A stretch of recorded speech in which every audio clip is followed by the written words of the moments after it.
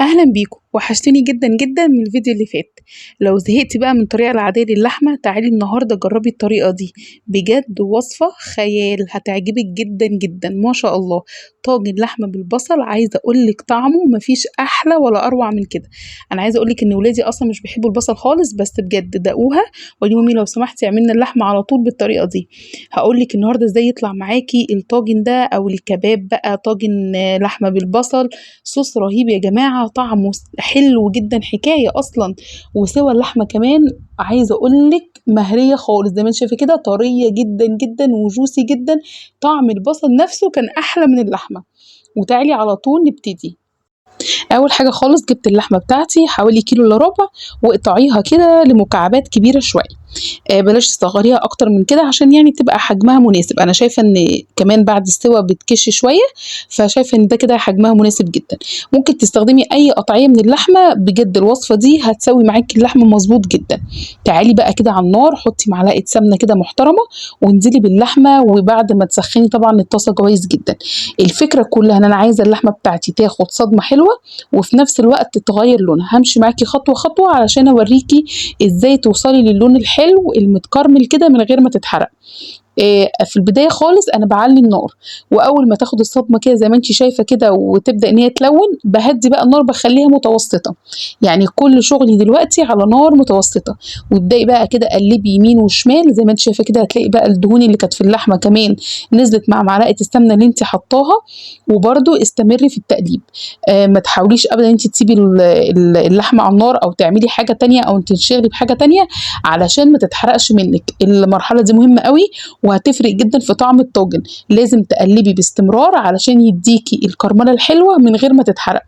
عايزه اقولك والله انا من غير ما احط لا توابل ولا اي اضافات تانية، بس الريحه طالعه تجنن. الريحه قلبت البيت حرفيا.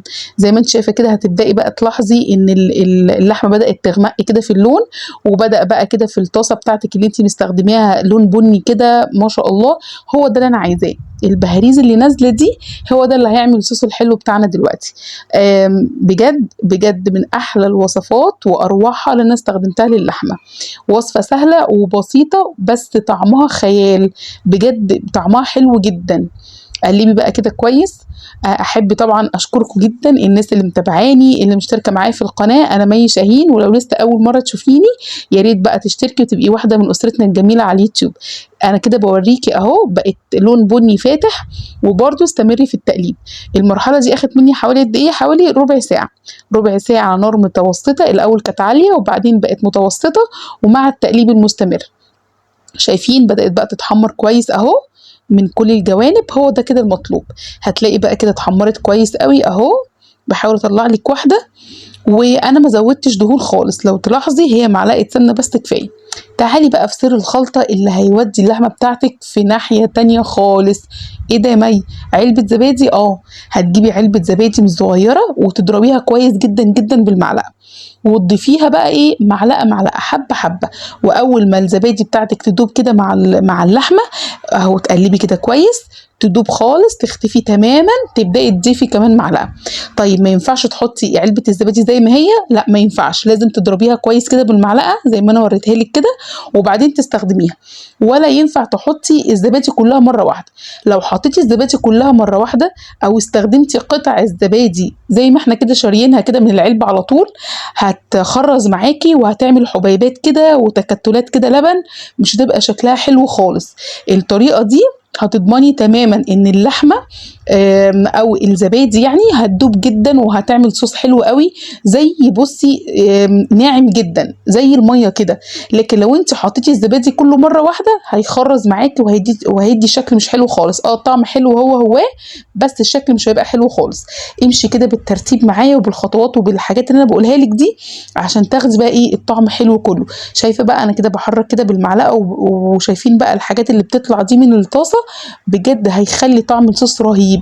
وطي بقى النار وسيبيها كده حوالي 10 دقايق.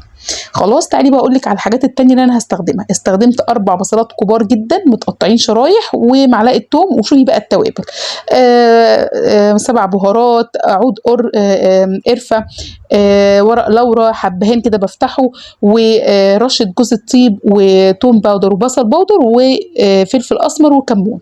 وطبعا الطاجن بتاعي انا هستخدمه، ويفضل انت طبعا تسخنيه الاول قبل ما تحطي فيه الوصفه بتاعتك. يبقى كده قلت لك على كل التوابل والبصل والثوم عندي جاهز. وتعالي بقى ارفعي الغطا. انا عايزه هنا المرحله دي زي ما انت شايفه كده الصوص بتاع الزبادي اتشرب الى حد كبير وبدا يفصل عن السمنه. شايفين الماده الدهنيه اهي باينه خالص شفافه جدا، هو ده المطلوب. يبقى انا كده بعد ما بحط الزبادي بغطي عليه على نار هاديه وبسيبها حوالي 10 دقائق لغايه بس ما ايه جهزي بقيه المكونات بتاعتك اللي هي البصل والتوابل. ما تقوليش كميه البصل كتيره او انا مش بحب البصل او اللي عندي في البيت مش بيحب البصل، بس جربي وادعي لي بجد طعم البصل هيطلع احلى اصلا من اللحمه. وبجد الكميه دي مش كتير خالص، هو اصلا اسمه طاجن لحمه بالبصل، فالكميه دي مش كتير خالص. انا عايزه اقولك ان هم كده هياكلوا البصل مع الرز او ممكن تاكليه مع العيش كده تغمسيه، طعمه رهيب يا جماعه. انا مش عايزه اقولك دلوقتي بقى وانا كنت بعمل كانت الريحه عامله ازاي، حرفيا تجنن، حلوه جدا. امشي كده بالخطوات بالراحه وهيطلع معاكي احلى طاجن ممكن تعمليه. قلبي بقى كده كويس زي ما انت شايفه كده. طبعا زي ما قلت لك دلوقتي بقى من اول ما بحط البصل كل ده بقى شغلي على نار هاديه. تمام. وبقلب كده كويس، هتلاقي بقى كل الصوص اللي كان لازق كده في الطاسه طلع معاكي، وهيبدا بقى البصل معاكي يتكرمل. غطي بقى كده يا دوبك بس كده دقيقتين، هتلاقي البصل نزل الصوص بتاعه كله زي ما انت شايفه كده. شايفين اهو نزل الميه بتاعته. وقلبي برده كده شوحي كويس. زي ما انتم شايفين كده انا ما ضفتش اي توابل لسه، انا كل ده يا دوبك اللحمه والبصل والثوم. قلبي بقى كده كويس، وطبعا الزبادي وزي ما قلت لك ازاي بتضيفيها. حطي بقى كل التوابل بتاعتك اللي هتودي الطاجن ده في ناحيه تانية خالص. لو ما عندكيش قرفه سيجار زي ما انا اللي استخدمتها دي، استخدمي قرفه باودر رشه بسيطه. الناس اللي مش بتحب القرفه يا جماعه طب جربوها كده وقولوا لي ايه رايك في الكومنت. بجد طعمها حلو قوي، هي مش بتبقى باينه قوي في الاكله بس بتخلي الاكله طعمها مميز زي اللي احنا بناكله كده في المطعم، انت مش عارفه هم حاطين ايه بس فعلا طعمه حلو. هنا بقى جبت ميه سخنه من الكاتل حوالي نص كوبايه بالظبط، وضيفيها زي ما انتم شايفين كده شويه ميه قليلين جدا، يعني نص كوبايه ما تكتريش عن كده. وهدي بقى النار خالص وغطيها، حرفيا نص كوبايه ميه. هتبداي بقى ان انت تضيفي كل شويه نص كوبايه ميه، يعني بعد 10 دقائق كده تشيلي الغطا وتشوفيها لغايه ما تستوي تماما. انا ضفت حوالي 3 مرات او 4 مرات من الميه السخنه دي.